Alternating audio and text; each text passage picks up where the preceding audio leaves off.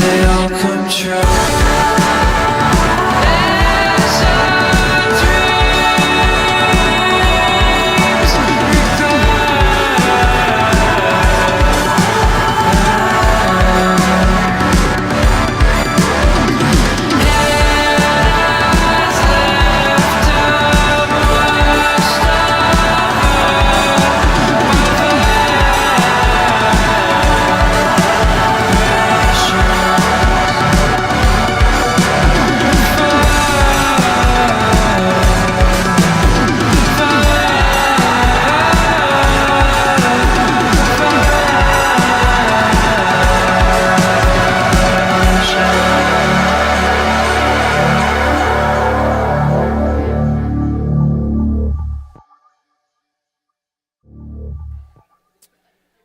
Hey, morning.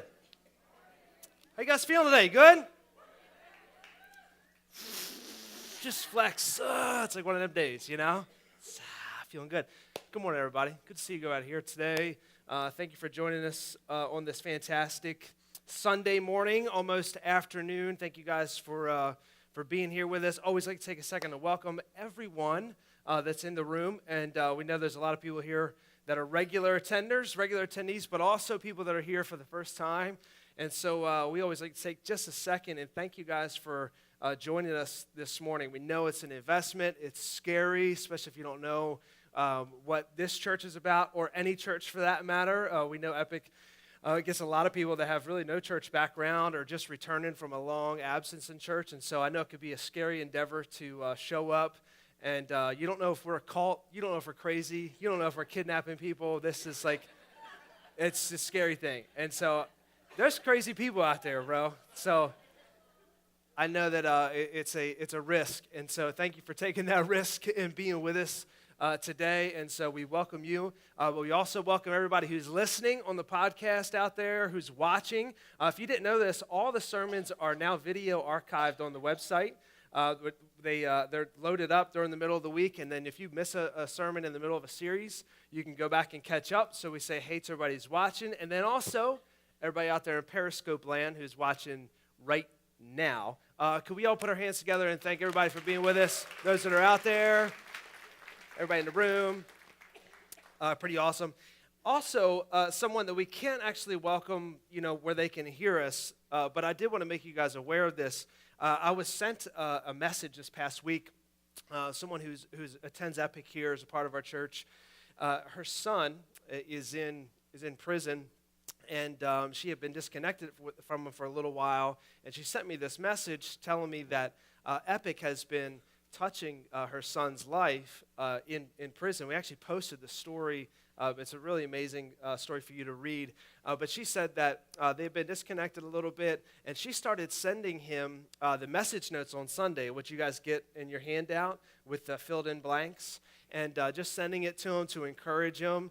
And she said this is the first time that she had got something back, and it was a yellow sheet of paper that said Joy Box on it. And this was for him. He sent to his mom, for his mom to put into the Joy Box here as a prayer request.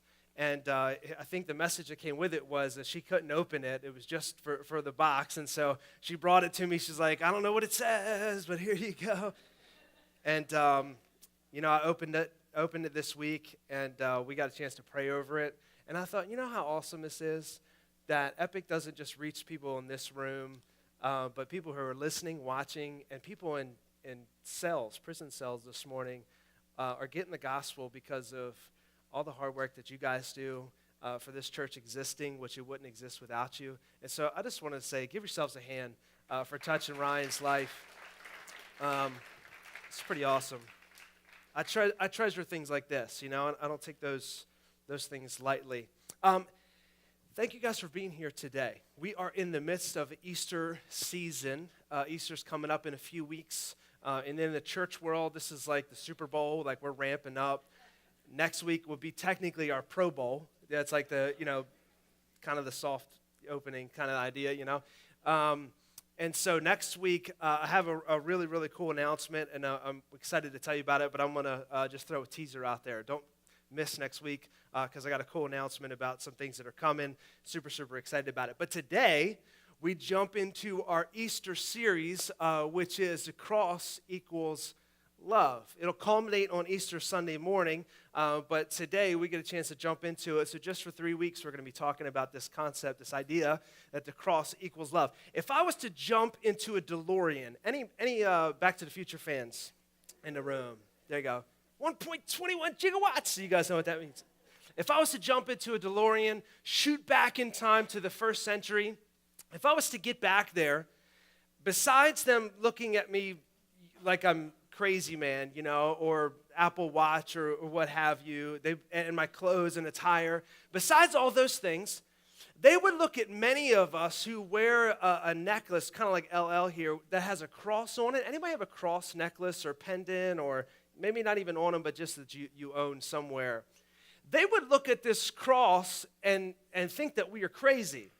Because in the first world, the cross was a symbol of torture. It was excruciating.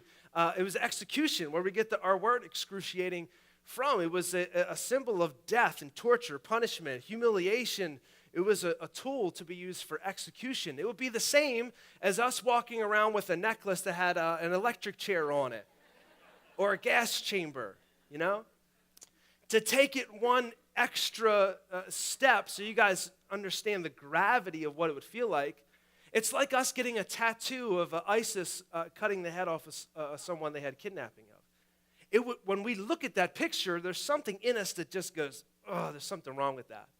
In the first century, the picture of the cross is that it evoked that same emotion, that same feeling. Ooh. At the core of their being, they realized there was something wrong with the symbol of a cross. It was used as sport for Romans. For common citizens, when they would look at it, it was a symbol of humiliation, punishment, torture. It was the worst case scenario. Common criminals were hung on the roadside so people could look at it as a warning. Don't do what they did or you'll end up where they are. Something changed though, around 33 AD, 33, 34, after Jesus was hung on a cross. The cross took on a different meaning, a different feeling. It evoked a different set of emotions. It became a symbol of hope and liberation and freedom and salvation. It actually became a symbol of love. So if we went back into the first century, they would say, I don't understand what that means. It's the same symbol, but it means something different to me than what it means to you. The cross is, in fact, today, the greatest symbol of love that the world has ever known. Not the symbol of a wedding ring or the wedding dress. That's a symbol of stress. I don't know any married ladies know what I'm talking about. That just looks, they got TV shows where people go and, I said yes to the dress. Is that what the show is? Man, that show's stressful. You ever see the guys on the bench? Like, it looks great, Anyway. Dressed does it equal the symbol of love that the cross does? Not a man on one knee, not a bouquet of roses. Any and all other things combined to no limit would not equal the amount of love that the cross equals. Today, we're going to begin this 3-week discussion, a celebration of love, this beginning of this series called The Cross Equals Love. I want to look at the beginning today as we start this, the idea of love in dying, love in death, love in dying. One question that usually comes to mind when I begin to think about the cross of Jesus and his death on it, and I grew up in church. I say this often. I was a church kid. I was, a couple weeks after I was born, I was in the back row. I lived there essentially almost all week. It was just a part of my life. But every single time I look at the cross, I have a question. Was it really necessary? Did Jesus have to die on the cross? And nowadays, with all the memes and pictures out there, I think, hold up. Couldn't the all-powerful, all-knowing God come up with some other type of plan, like a plan B? There's a picture of a buff Jesus breaking off a cross. Anybody seen this picture? We'll throw it on the video for you guys watching out there later. The buff Jesus kind of breaking off. He's like, nah, forget this. I'm out of here. Couldn't this have happened? Couldn't have God said, all right, yeah, that was kind of a bad idea. Maybe I didn't really think this through. Was the cross absolutely necessary? Every time I look at it, I think, man, couldn't there have been another way? Well, to the guys who walked with Jesus, they felt that the cross was the pinnacle of the story. Each of the four Gospels, all the accounts, Matthew, Mark, Luke, and John, they all have the story of the cross and the resurrection included in it. They believe that was the climax of the story, the pinnacle, the beginning of everything. Jesus came to start this movement, and that was where the revolution started right there. John's account, the fourth Gospel, John's account of these events weren't exactly like Matthew, Mark, Luke, and John. Next week, we're going to get into a little bit of the differences between the four accounts, and I really wanted to jump into it today, but we just didn't have time to get to it. Next week, I'm going to look at a little bit about how John is different and why it's different than ours. But John's account of these events were not exactly like the other three. If I was going to start a movement and it was made of lies, there's a lot of people that believe that the scriptures are compiled of people and it's kind of one big political trick to keep the population quiet and all that stuff. If I was going to make a holy set of scriptures that I wanted to dupe everyone with, I would cross-check all my facts and make sure everybody's story lined up, right? Wouldn't that be the smart thing to do? The Bible doesn't go about it that way. These guys' accounts are different because they have different perspectives. They're looking at it from a different angle, each one of these different perspectives. Man, I told you I wasn't going to do it today. Sorry, I started digging into it a little bit. But these four accounts weren't exactly the same. In fact, John's description of Jesus wasn't like Matthew's, Mark's, Luke's, and John and the other three. John's Jesus was a little bit different than the other ones. And actually, John's version of Jesus was a boss. This Jesus that John saw, he didn't do anything he didn't want to do. Like, he was God in the flesh all the way. Actually, John chapter 10, he gives us this theme that Jesus was never forced into anything. Anything that happened to Jesus was by choice. It was what he decided he wanted to do. He wasn't forced into anything. John chapter 10, verse 17 and 18, Jesus says, this is in red letters, this is Jesus being quoted. He says, "The reason my Father loves me is that I laid down my life, only to take it up again. No one takes it from me, but I lay it down of my own accord. I have authority to lay it down, authority to take it up again. This command I've received from my Father." He's like, look, this isn't going to be taken from me. My life is not going to be taken. I'm not going to be killed in an accident, No, I'm going to lay it down. Nobody's taking it from me. I'm giving it up myself. John was very keen on this idea that Jesus did what he wanted to do. This was all on purpose. The last days of Jesus' ministry before the cross, he spends some time with his disciples. He takes time to connect with them, to teach them, instruct them, and to just love on them before he actually leaves. In all of the Gospels, all four, there's a Last Supper scene, there's a praying in the garden scene, there's a betrayal by Judas, there's an arrest, a trial, suffering, and eventually leads to the cross. And this all happens in the last 3.5 days Jesus was on the earth or before the cross there. John tells these events in a voice that only John could, in a way that shows that the cross wasn't a tragic mishap. It wasn't an accident. It wasn't necessary to have a plan B. It wasn't a deviation from the plot or an unfortunate oversight. The cross was on purpose. The cross was planned and the cross was necessary. And so today I want to look at this idea of love and dying, and I want to start out by looking at John chapter 13. If you got a Bible, I want to encourage you to grab it. Turn with me there. John chapter 13, just the first 5 verses what we're going to be looking at. We'll have it on the screen if you didn't bring one with you today. This begins the Good Friday that many of us will celebrate in a couple weeks. This begins the idea of Good Friday in the Jewish world. Their days were from sunup to sunup or sundown to sundown, not like ours are from 12 midnight to the next 12 o'clock. They began when the sun went down. That was like the beginning of their day. And so this begins the Good Friday. Let me read it for you. John chapter 13, starting at the first verse. It says, "It was just before the Passover festival." So it's probably about Thursday evening-ish they entered this room. Jesus knew that the hour had come for him to leave the world and to go to the Father. Having loved his own who were in the world, he loved them to the end. Think about that. If the end was the cross, he walked every step up that hill in love. It wasn't an accident. He wasn't being forced to. It was a loving, gesture. It was chosen in love. It was fulfilled in love. Verse 2. The evening meal, which is the Last Supper, communion, how we look at it. This is about all that John really gives it any attention. We'll look at that later. The evening meal was in progress, and the devil had already prompted Judas, the Simon, son of Iscariot, to betray Jesus. Jesus knew that the Father had put all things under his power, and that he had come from God and was returning to God. So, if we were to pause right there and not finish that sentence, not go any further. If I were to fill in the blank, Jesus is sitting at the table, he's eating dinner, he's chilling. One of them in the room is already entertaining whispers from Satan himself, right?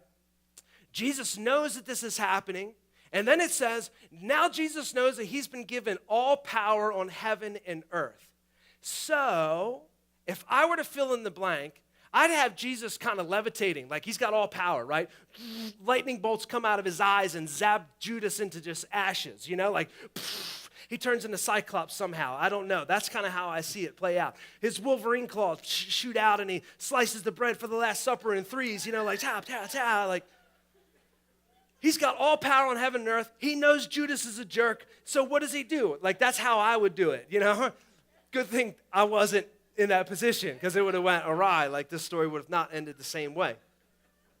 He's got all power, and he realizes the guy that's going to betray him is sitting at the table. He's sitting there eating with him, actually close enough to where they could reach the same bowl. I mean, he's in arm's length. How does Jesus respond with all of this power, all of this foreknowledge of knowing what's about to happen? What does he do? Let's keep reading. It says, so he got up from the meal, took off his outer clothing, wrapped a towel around his waist. After that, he poured water into a basin and began to wash his disciples' feet, drying them with a towel that was wrapped around him. First thing we need to remember is when John writes this, it's like Academy Award-winning writing. Every word that John uses is purposeful. There's so many variations and types and shadows that John lays out when he's writing. He creates the suspense that only the reader knows all the different parts of the story, but the people in the room don't know what's happening. It says, hey guys, let me tell you a story. The guys in the room, I was sitting there. I didn't really know it, but the devil had already talked to Judas. I mean, it was crazy. We were totally unaware. And also, Jesus knew this. Jesus knew that he had all power on heaven and earth. I mean, this is all happening at the same time, but the reader knows it, and the people in the story don't know. It's kind of like when you're watching a movie and you're saying, he's under the bed. Don't go in there, right? Like, you're just like, you're such an idiot. I don't know why I watch these movies. This is what's happening. They're like, the reader's hearing it. They're on the edge of their seat, and they're thinking, oh my goodness, like the devil has already talked to the guy in the room, and Jesus knows it. Like, what's he going to do? How's he going to respond? How's he going to react to this? This literature that John is writing, it's a piece, it's a story. It's got suspense and drama and irony and types and shadows layered all throughout. Think about this, one that we don't have much time to get into, but it says they entered the room in the light. It was light time. It was daytime out there. At the end of this chapter, it says Judas leaves, and it was dark. It was speaking of Judas's condition himself, also the physical, how it was outside. Judas comes in the room, and he's in the light, and he goes out of the room, and he's now in darkness. He's accepted what Satan told him to say. This is the way John writes it. It's so deep. It's so amazing. There's so many layers to this. When Jesus stands up from the meal, it says he takes off his outer garment and lays it to the side. What John is showing us is a couple different things when Jesus does this action. There's some deeper meaning behind it. It's not just taking off his coat. The first thing he shows us is that Jesus is laying down his divinity. All power is given to him, and then he takes it off and lays it down. All divinity that he had, he laid it down. As the King of Heaven, he removes his royal garments and lays them to the side. He willingly sets his title aside, his power aside, his holiness aside. Everything that was rightfully his, he lays it down and he takes it off. Second thing that John is insinuating here when Jesus takes off this outer garment is a nakedness. Part of the shameful expression of the cross was Jesus being naked. Have anybody ever grew up in a Catholic environment or seen a Catholic cross? Jesus is usually hanging with a, kind of just a loincloth or some type of small sheet on here. That was part of the humiliation of Jesus being hung for all to see. He's strung up on this cross, and he's pretty much naked. It was a humiliating experience. It was a humiliating scene. Part of this was not on accident. This humiliation of being naked was not on accident. That he had to endure at the hand of these vile soldiers. Jesus, John tells us that he did this to himself.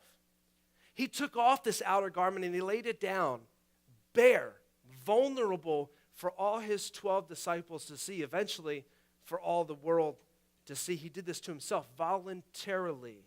He exposes himself, becomes weak and vulnerable to the people around him, uncovered. It says he takes off this as a willing participant. Remember, to John, nothing that was done, that was done to him. Nothing was done to him. John says that Jesus did this to himself. He wasn't embarrassed to do this. It was by choice that he strips off this outer garment. The third thing that John is showing us is this position of a slave. We must remember in this time, another person, a host of a house, did not do this act of washing someone else's feet by themselves. They would perhaps provide a basin of water for their guests to come in and wash their own feet, but they didn't wash their feet. Did we have any water? Did we get that pitcher of water? I want to show you guys something in just a second. A host, when a guest would come in, they wouldn't wash the feet of the guest. They would just provide this thing for them. In extreme cases, the host would wash the guest's feet. Most times, there would be a slave of the house or the thank you very much. Oh, it's iced down too. Any volunteers? The homeowner would provide this. In most cases, in the area, the estate of the house would have a slave that would be tasked to do this when guests would arrive. They would come in from long travel. Remember, they walked everywhere they went. The roads were being shared with animals. And so the roads, the dirt that they would walk down was mixed with the feces of donkeys and lambs and sheep and any other type of animals that would be wandering around, chickens, I would imagine. So they would come in from this long journey and their feet would be all, you can imagine, as disgusting as you can picture. I'm sure their feet were this way. And they would sit down and the slave of the house would probably remove the sandal, begin to step down, pour water over their feet, and wash all of this off. Jesus is either acting in an extreme case as the host, or he's taking on this position as a slave to his disciples. A few short verses, if you know the story, Peter actually refutes this. This is not going to happen. He refuses to let Jesus touch his feet because he knows that Jesus is not a slave. A couple chapters before this, he declares, he's like, man, you're the God in a bod. You know, like you're here, like that's you. Like there's no way I'm going to let you touch my feet. It's not because he had, like anything going on down there, some rough feet or some rough toenails. Like it wasn't any of that stuff. Like, no, you don't want to touch these. He was like, no, you're not a slave. Like you are actually the king of the universe. Like I should be washing your feet, not the other way around. Jesus has a little discussion with Peter, and he's like, no, it's actually not going to work that way. If you don't let me do this, you won't have part of my kingdom, which is, man, another discussion we could go down altogether. He says, Jesus, you are no slave. You're the king of the universe, the Messiah, the Christ, the one who has come to reconcile all things. All power has been given unto you on heaven and earth. You're the one who's come to take the sins of the world. You're not a nameless, faceless slave that just disappears after his duty is done. But Jesus, with all power given to him, decides to take this place as a servant. He removes his robe, his dignity, sets it to the side. He gets on his knees and begins to wash the feet, the dirt of miles and miles of travel off of their feet. The mud, the feces, the junk, the miles of journeying out from between their toes, cleansing this revolting filth from 12 nobodies. These men had no title. These men were of no importance. So Jesus comes to serve everyone. He became a no one to serve everyone. Peter, he was a fisherman with a severe anger issue. These two brothers, called the Sons of Thunder, they were power hungry. Matthew, a former mobster, crook, tax collector. Thomas, as we all know, wouldn't believe anything unless it was right in front of him. Nathaniel, who was a racist. We learned it in the first chapter of John. Nathaniel was like, from over there? Man, those people are nothing. Nothing good can come out of that town. Nathaniel, a racist. How scandalous for Jesus, the King of the universe, to kneel down and wash the feet of these guys. Let us not forget who else was at the table. Judas himself. The greedy, crooked betrayer Judas, who was already plotting to sell Jesus out for about 2 monthly paychecks. That was about how much money he got. About 2 months, maybe 3 months worth of earnings Judas traded Jesus for in that silver. He was entertaining whispers of Jesus' archenemy, even the leaders of the church who were trying to find fault in him. He was already entertaining whispers from them, full of greed and entitlement and selfishness, vanity, pride, fear, and weakness.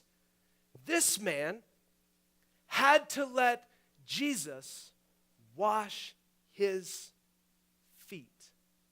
Can you imagine with me? The betrayer Judas himself, sitting in this chair, knowing what's going through his mind, thinking about how he's going to make all this happen. I got to go talk to this guy. I wonder how long this dinner's going to last. They told me to meet him here, agreed on the price. I could probably spend a little bit of that, give me some new kicks, upgrade on my house, bank the rest for a rainy day. And all of a sudden he comes back too, and there's this man who's been healing people. This a couple days ago, they saw Lazarus, a dead guy, walk out of a tomb and have to be unwrapped from his grave clothes.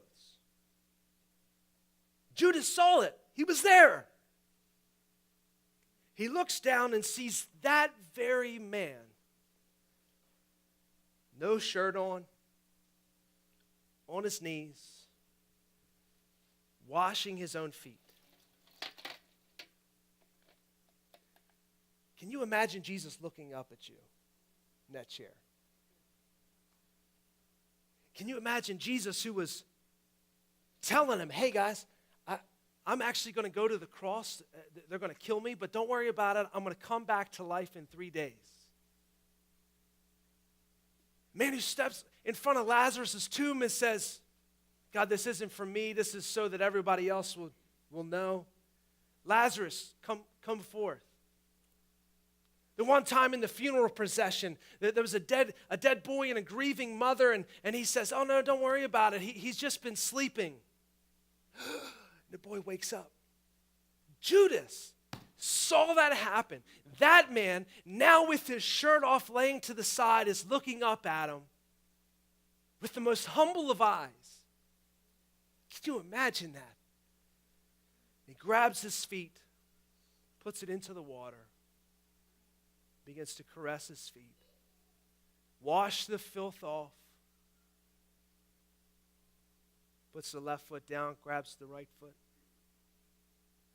Can you imagine sitting in this chair, having to look down at Jesus washing your feet? He sits the right foot down, and then he grabs the towel which he had wrapped around him. He says, give me both of them, give me both of them. This wasn't a fly-by washing. He didn't have a squirt bottle and just say, hey, just rub it in, you'll be fine. No, he grabs them and he washes them clean, and he has a towel and he says, hey, give me both of them. Let me dry these things off for you. Can you imagine Judas having to sit through that agonizing 3, 4, 5 minutes?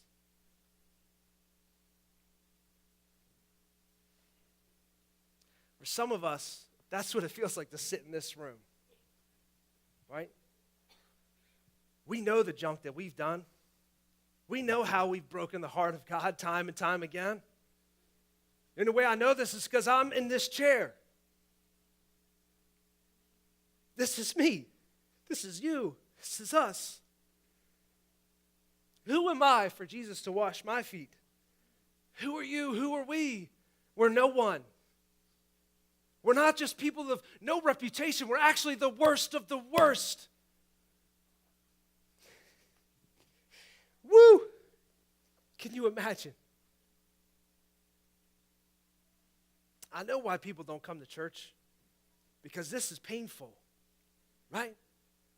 To come into the room and pretend to talk to God and listen about God, and you're thinking, no, I don't want you to touch me. Don't even come over here. Don't even look at me. I know what I've done. But Jesus says, no, man. You got to come. Give me your left foot. Let's start here. Give me that right foot. He washes us clean. And then dries them off.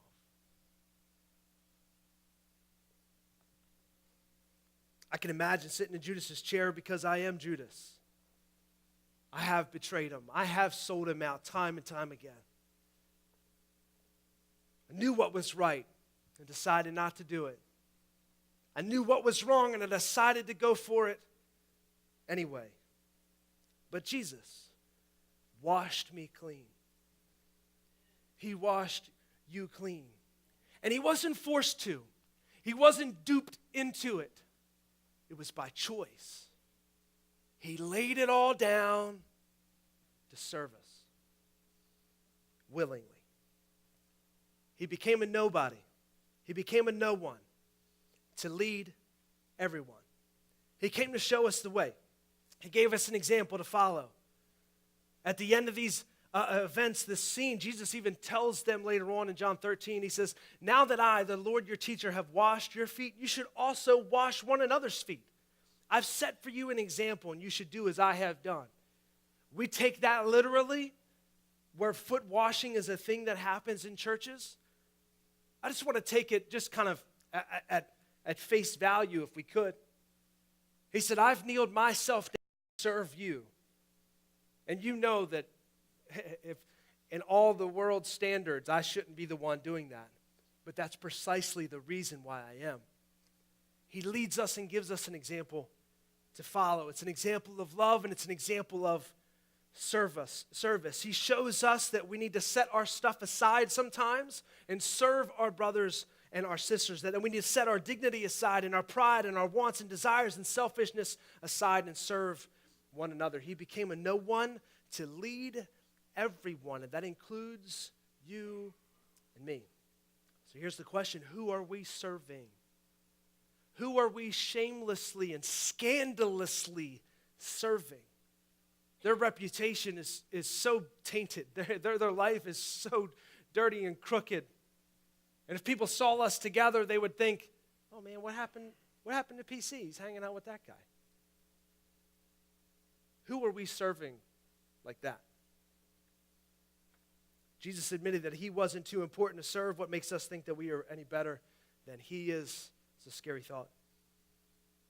John doesn't really pay too much attention to the actual Last Supper because for him, this was way more important. It wasn't the breaking of bread, but it was the breaking of Christ's spirit. It was the breaking of his human pride. It was the sacrifice of his self-importance. The sacrifice of the cross wasn't stumbled into, it was planned on. It didn't start with wood on a hill. It began with water and feet. It happened just the way Jesus wanted it to. Jesus also became a no one to love everyone. After the foot washing, he tells Judas to go do it quickly. The other people in the room didn't know what was happening. Judas leaves out. They thought maybe he was just going to make preparations. They all leave the upper room. Jesus teaches them one final command. He says, love others as I have loved you. This is how they will know you are my followers, my disciples. They walk to the garden. They begin to pray. Judas shows up with 6 600 soldiers, a cohort, 600 soldiers to arrest Jesus. They say, hey, are you Jesus? He says, I am. John writes that when he says I am, as the declaration that he is the God, not just Jesus himself, but the God of the universe, it says all 600 of them fall to the ground. It's almost comical, isn't it? Like, yeah, 600 is fine. Bring another 6, I don't care. Just at the spoken word, it says that all of them fell over. Reinforcing John's theme that Jesus wasn't forced into anything. He did it willingly. It's like handcuffing Superman, right? They show up with all these people, and Jesus is like, this is ridiculous.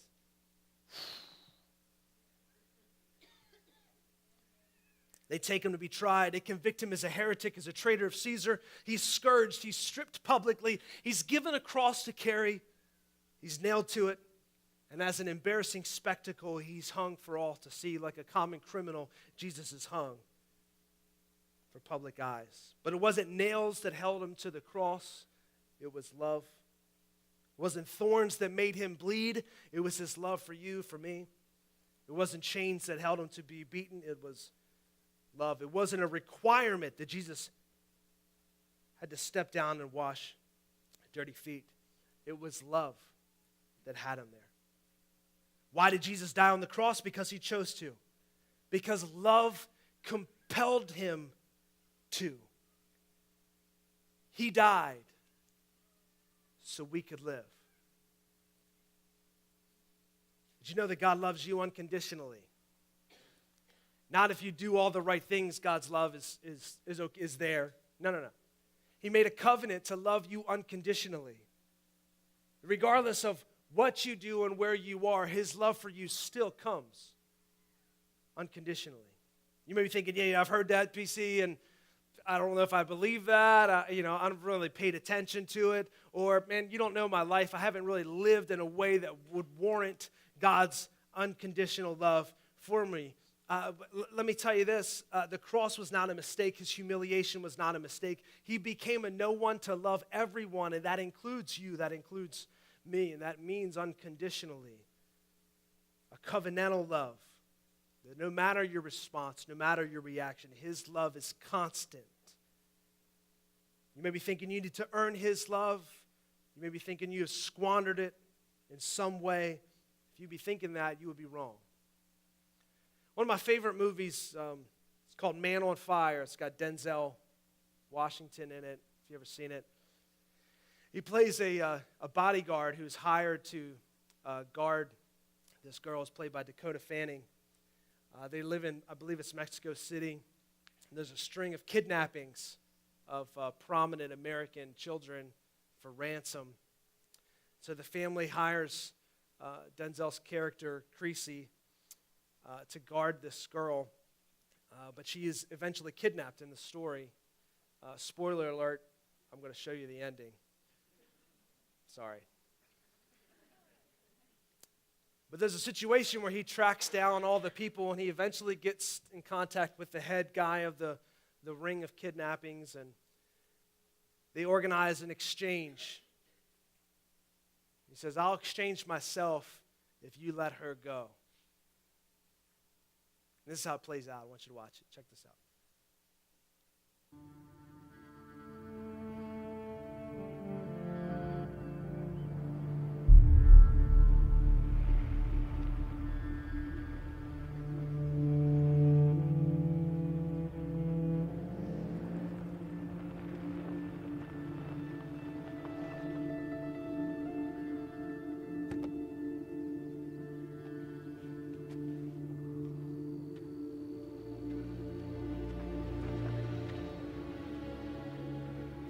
So where is she? It's right over there. You see those 2 cars out there?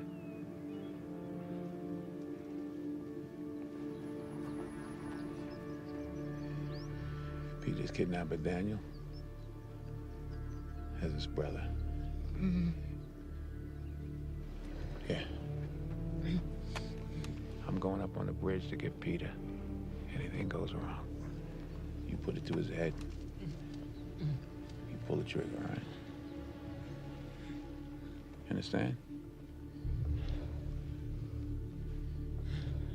You don't let him loose until she's with you, okay? And you don't wait for me, okay?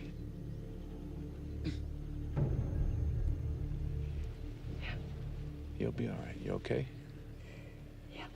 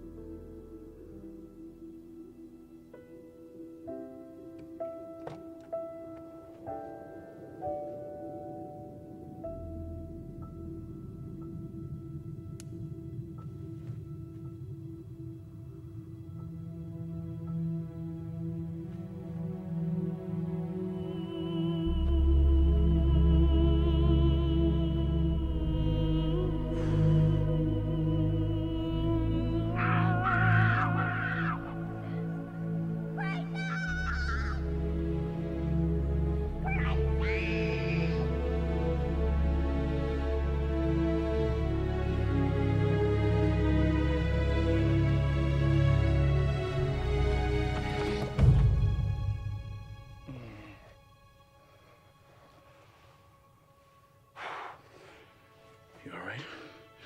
They didn't hurt you? Hi. All right, your mother's waiting for you. She's right down here on the end of the bridge. Okay, you go home. Okay. Where are you going? I'm going home, too. Going to Blue Bayou.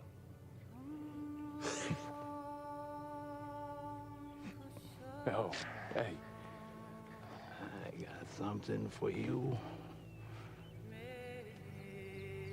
I got the last number, too. I love you, Gracie. And you love me, don't you? Yes, I do. Hello, my heartbeat, go. Go, run.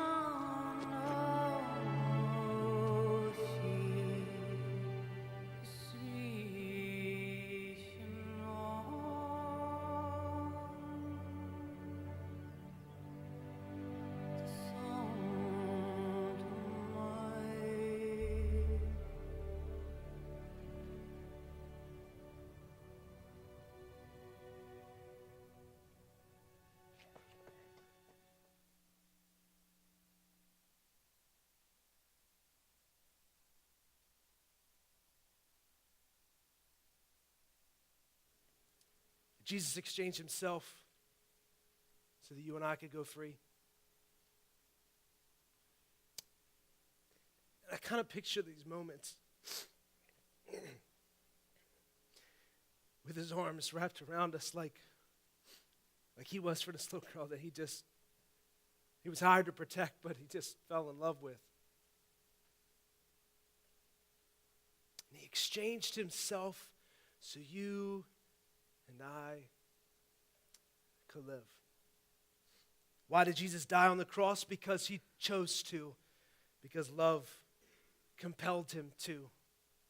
Because it's you and I in this chair. It's you and I on the other side of that bridge. It's you and I that he died for so that we could live. It's you and I that he's chosen to love.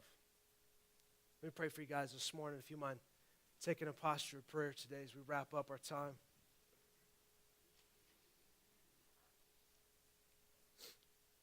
This morning as we wrap up, as we start this series, the first thing I want to do is give each of us an opportunity to receive that love. Maybe for the first time, or maybe just to renew it. You say this morning, Pastor Chris, I've never really accepted God's love because I didn't really think I was worthy. I thought I was the worst of the worst. If God knew what thoughts were going through my mind, there's no way that he would love me. If God saw all the things that I had done, there's no way that he would have loved me. If I was sitting at that table, there's no way that he would have washed my feet. Let me tell you simply, it's not true. That you are precisely the one that he died for. You are precisely the one that he chose to get on his knees, undignified and cleanse. Starting at the filthiest place possible. Today I want you to know that it's true. That he exchanged himself so that you and I could go free. We have learned through Scripture that all we need to do is just believe that in the simplest way possible. Confess it with our mouth. Something amazing happens in us. Beneath the surface, it says that our hearts change. We become brand new creations. In fact, where guilt and shame and doom and despair once dwelt within us becomes evicted. And in our hearts, the Spirit of God comes to reside with all freedom, hope, and love.